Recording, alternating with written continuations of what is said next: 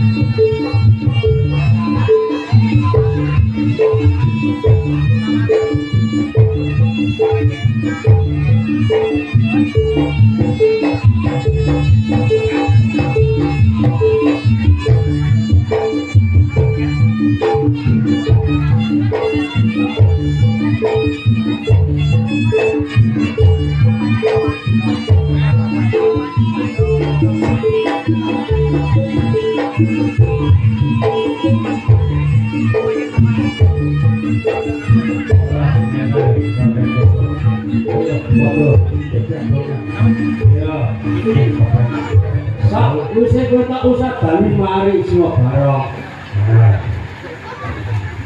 Aku njaluk bebolo marang kowe semua bareng. Kamu kang rupa opo betul. Orang ngel bebanane semua bareng. Banjur kepilih. Sepisan. Aku kepingin kok berake opo sejatine ruwatan kuwi semua bareng.